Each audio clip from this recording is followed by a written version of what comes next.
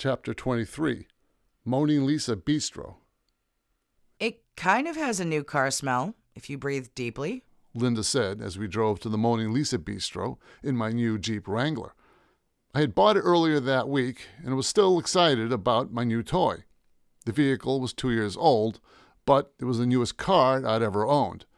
There was no way I would have shelled out that kind of money for a brand new vehicle, just to have it depreciate by a couple of grand if I drove it 1 mile down the road. What'd this Jeep cost you? I said. I put down $5,000 and the payments are only $300 a month. She checked out the back seat, then flicked the air vent a couple of times.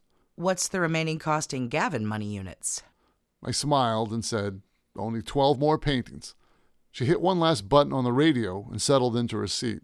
Who knew you were a Jeep kind of guy? Why? Does this vehicle have any status associated with it? She looked out into the oncoming traffic for a moment. Maybe hunter-gatherer?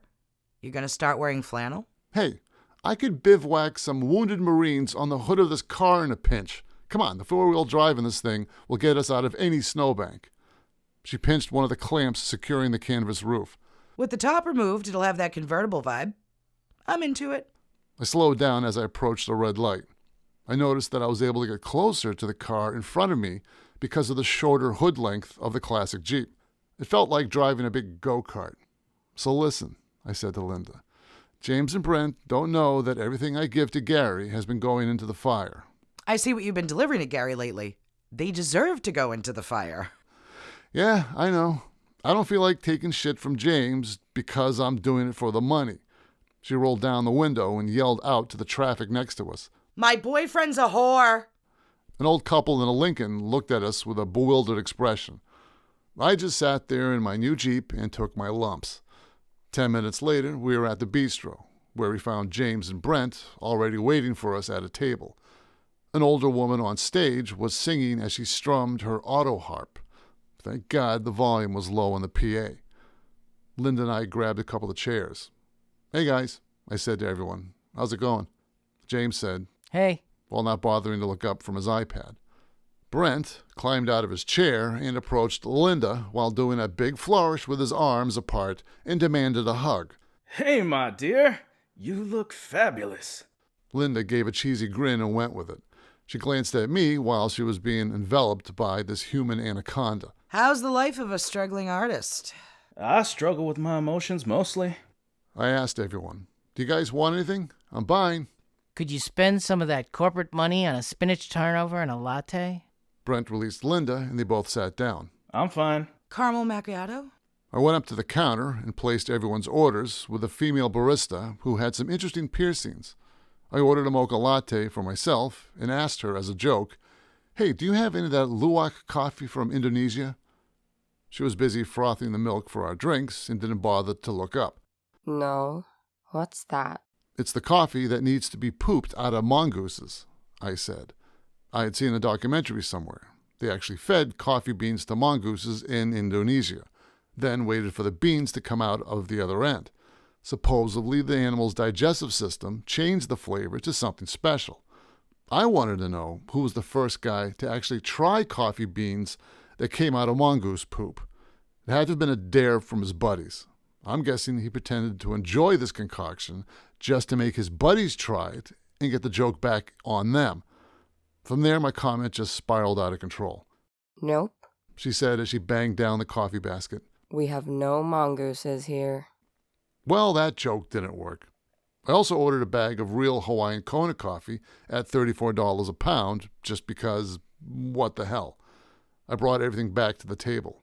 Brent asked Linda. What's new at the Art Attack store? We're now offering a 10% discount to anyone from the Artists Guild. Come by while you're still inspired. Brent leaned into her and winked. What kind of discount does Gavin get? He now gets his supplies from Home Depot. Brent giggled and asked me, What are you painting? Houses? I'm going in a completely different direction, I told him. James said, He's gone to the dark side with abject expressionism. Brent laughed. Abject expressionism? You heard that right. Brent turned to me and asked, What have you been delivering to Gary Eastman? I put down my latte and pulled out my phone. Brent came over and huddled around my little screen. I called up some photos that had been taken of my artwork over the past month. The same stuff that would be delivered by my musician friends. The first one was a painting of some random squares.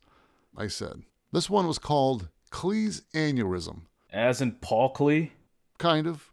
I tried to imagine what he would paint if he experienced an aneurysm. I glanced down at the photo. You'll notice that it looks exactly like his normal work. I flipped to the next painting, a small black dot on a white background. This is Escher's Vanishing Point. As in MC Escher. Yeah. In this one, if you looked at it under a microscope, you'd see all sorts of cool figures walking upside down on staircases. But because it's so far away, it's just the dot.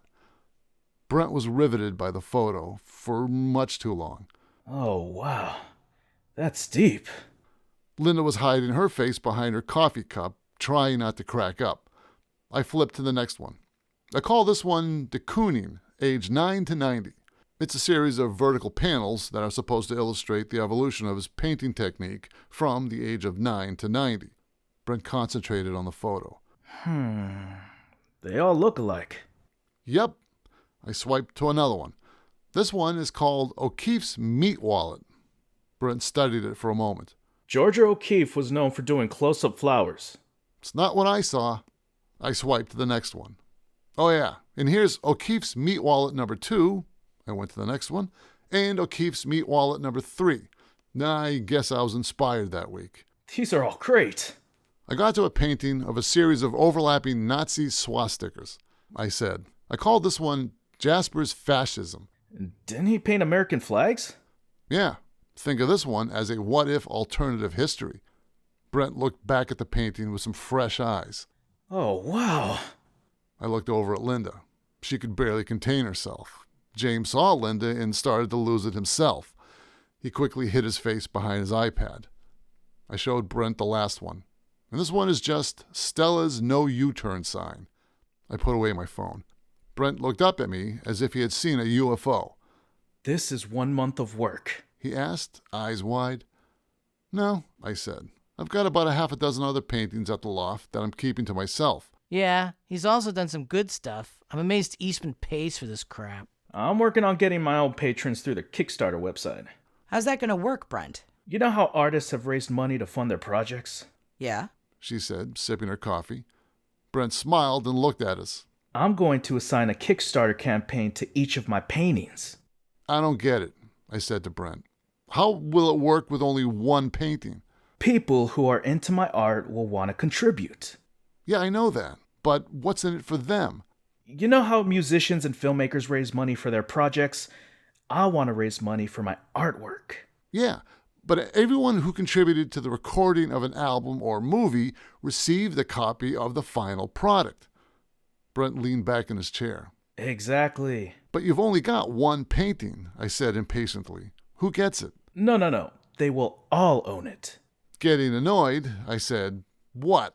Are you going to FedEx the painting to a different person each week? Are you going to cut it up and mail everyone a little square? No. You know how taxpayers all own our bridges? My brain short-circuited for an instant. What bridges? I asked him. I knew this would happen if I tried following Brent's logic. The guy's whole thought process was one big non sequitur. Like the taxpayers, everyone would own my artwork. I concentrated at the far wall for a moment, baffled. Fortunately, I got a text message alert on my phone, so I didn't have to continue the conversation with him. It was another video from Gary Eastman. I hit the play button and showed it to Linda. It was another of Gary's weekly video of Pedro and his buddy throwing a series of paintings into the incinerator at DLC. Linda saw what was on the screen and whispered to me. What an asshole. I watched Jasper's Fascism go into the fire, shrugged, and turned off my phone. Linda put her hand on my shoulder and said, Listen, I've got 2 weeks vacation coming up next month. I usually go see my mother in Florida. Where is she located? She's in St. Augustine. From what I've seen, looks like a nice city. Linda gave my leg a squeeze. You want to come? Sure. I slipped my phone into my pocket. I haven't taken a real vacation in years. Can you get away from work? It's pretty slow at the gallery. I'm sure Jerry can handle whatever comes in. My family also has a cottage in the Keys. No one's there right now, so there's plenty of room. I've been dying to visit the Florida Keys. Where's this cottage? It's on Big Pine Key, about halfway to Key West. How is Key West? I've never been there. It's a blast.